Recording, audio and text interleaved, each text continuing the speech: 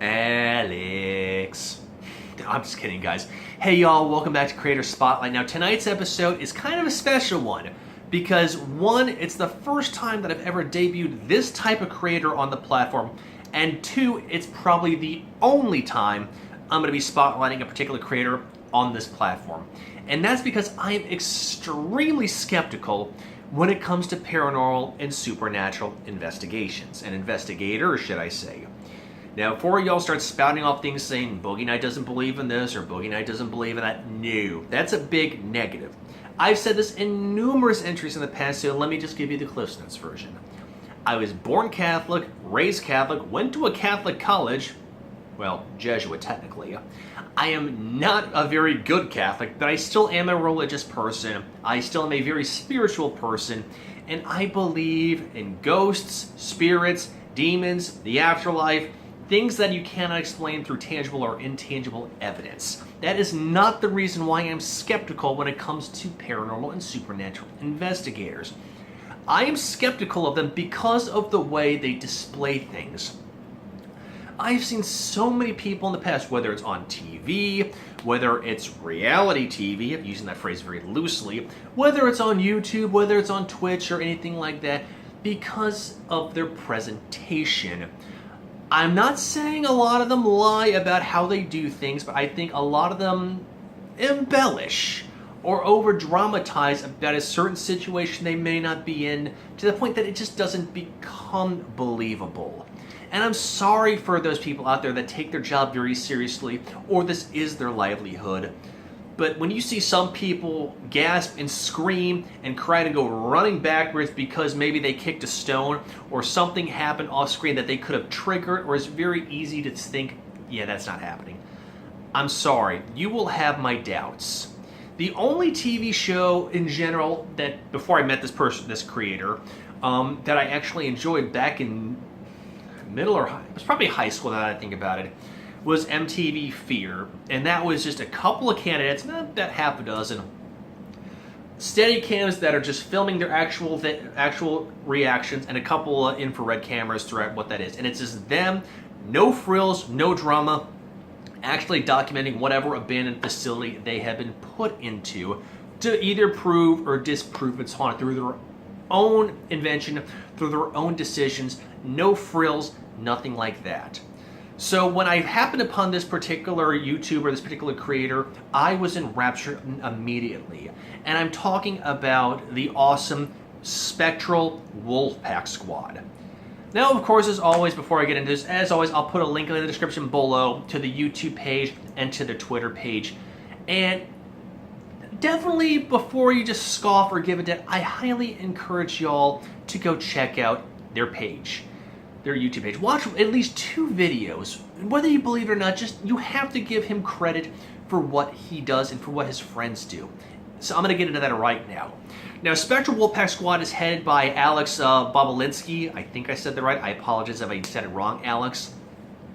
He has been doing this on YouTube since May of last year, as far as I can document, but I have a strong sense that he has been doing this and honing his craft a lot longer than it's just been on YouTube.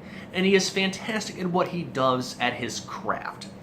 Why am I saying this for starters? Well, because it is the biggest no frills, no nonsense, no BS investigation series that I have ever seen that rivaled MTV Fear.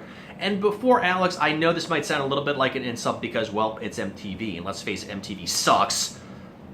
I loved Fear. Harkov has loved Fear. Now, a lot of my friends have loved Fear because, as I said earlier, it is no frills, it is no nonsense.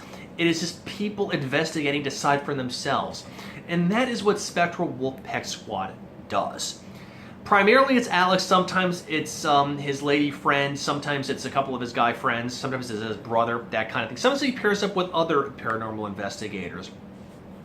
But he covers every end of the spectrum, and it's just him, his camera, maybe it's his spirit box, maybe it's some of his other equipment, but it is honestly just, there's no embellishment, there is no dramatization.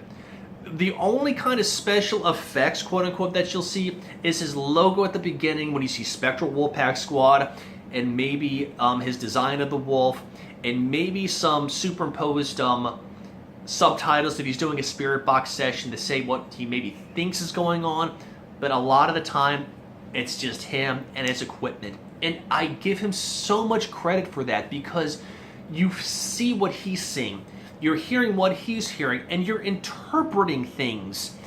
So whether or not you believe in the afterlife, whether or not you believe in the supernatural or the paranormal, it's immersive, if anything other than that.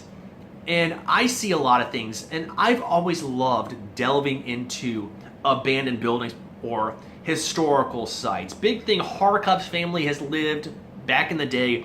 They lived in an old 18th century, correct me if I'm wrong, Harkup, 18th, 19th century house. And I've always felt a little bit of something there, and I think it was amazing. So I've always had a fascination for that, for one reason or the next. And Alex and the Spectral Wolfpack squad cover it. I think it's amazing. I have seen so many different investigators in my heyday, back when I was just trolling YouTube, when I was in its infancy stages, to maybe some of those clickbaity, if you like Spectral Wolfpack squad, you'll like paranormal this, paranormal that, supernatural this. And I have seen those, and it's just over the top. Alex will give his opinions on things to be like, okay, I'm at this particular site, here's the historical background on it. There has been occasions when you might hear this, there have been occasions when you might have seen that. A big thing, for example, was he was recently in, forgive me, Alex, I forget the name. There was a swamp in the southeastern United States, I think it was Alabama, where there had been sightings of Bigfoot, as well as sightings of orbs, which for those of you who don't understand, orbs are usually considered the presence of supernatural beings, or maybe dead spirits, that kind of thing. And he documented things. He had his spirit box on him for a couple of occasions. He had his infrared camera, his night vision goggles, or his night vision camera. And he was just saying, here's what I'm seeing. He did all sorts of tests too, as well. So whether you believe it or not, he is trying to prove it to both sides of the equation, saying, here's what I'm doing to try and explain the presence of it, or maybe debunk it. And it's not just maybe swamps or forests. He's gone to abandoned silos in West Virginia. He's gone to abandoned sanatoriums where people were diagnosed and suffering and probably have died from TB. There were times when he's just happened along down a back road, and he's happened upon maybe an abandoned grocery store, which was a thing he did. He brought his camera, checked it out. And I give him so much credit for when he has the opportunity to maybe kick a stone and lose his mind completely. But he doesn't. He's cool, he's collected, and I love that about Alex and how he does things. And it's not just supernatural stuff. He's often done, like I said, just exploring abandoned places and checking out it for himself. In fact, that was one of the first things I ever saw when I watched his channel. I think it was back in May of this year when I was going through some stuff and I was trolling just different channels and I happened upon it.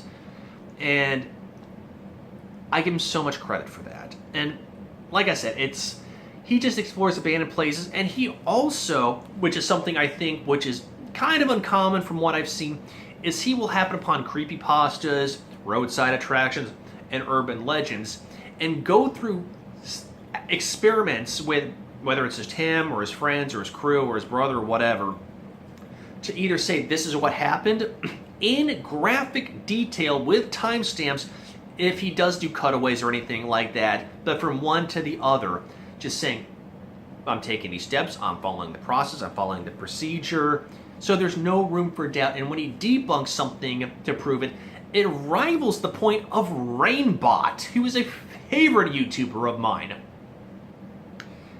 And ironically, I just realized I'm actually wearing her shirt. Sorry. Love you, Rain. But Alex just sticks to the point. He knows what he's doing.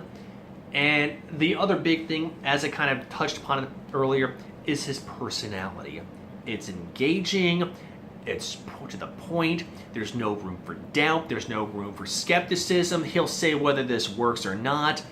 He doesn't dramatize. Even if something truly freaks him out, he's done a couple of segments where he's kind of highlighted cases that he believes have proved the existence of spiritual or supernatural beings, and it has freaked him out. But rather than go off screaming in the night, it'll be kind of just a quick, holy crap, or oh my god, and just kind of take off, justifiably so, because you don't know if that's an actual spiritual thing or maybe somebody squatting in whatever facility it's in.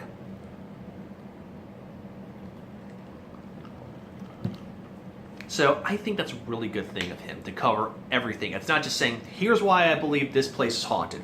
Here's why I believe this place may or may not be possessed by a demon. And once again, I've seen people like, I've been possessed by a demon. Here's how we did to debunk it. But there's really no explanation for why or how the person was possessed to begin with, or here's how we did it to exorcise it. Alex doesn't go to that lengths. He'll just say, this is it, this is A, this is B, this is C, this is D. And you respect that on him. Once again, even if you don't believe in the supernatural, or even if you think it's a crock of bull honk, I think he goes through great lengths. And his personality, as I've said, is cool and it's collected. And while I think I might be able to hold it together when I'm going into maybe an abandoned factory or an abandoned sanatorium, I don't think I would be to the point that Alex is kind of like Mr. Stoic. And the third thing that I like about him, as I've said so many times for all these different creators that I spotlight, is his interaction with his fans. He accepts criticism constructively, and even if somebody says, boo, you whore, you suck, I'm downvoting for whatever reason, I'm like, dude, I'm sorry about that. Or if you offer some feedback saying, hey, take a look at this, he will say, that's a good idea, or that's a good point, or I'll review that, or maybe we'll do a repost down the pike or a revisit. And some people have the whole word of God complex. Once again, some of the supernatural and paranormal investigators I have witnessed have this kind of like God complex and say, this is why I'm right, and everybody else is whatever. I like that about Alex. And I've never met the guy, although there is a chance I might get a chance to meet him sometime in the next month or so. Time will only tell. But if there is a chance, I'm looking forward to meeting the guy and picking his brain about stuff. Just so we can find out how how he got into it. Is this a family thing? Sometimes people are affected by what their family or their relatives do for that sort of thing. But as I've said already several times, just give one or two videos of his a shot, if for no other reason than just to see the steps that he takes throughout his sightings or throughout what he proves or debunks, because it's worth it, and you got to give him credit for that. So as I've said, I will put a link in the description below to his YouTube page and his Twitter page, and overall, I hope you take a look at it. But with that being said, guys, it's been a 14-hour workday. I'm a little tired. But other than that, y'all have a wonderful evening, and I'll catch you in the flip side, all right? Peace.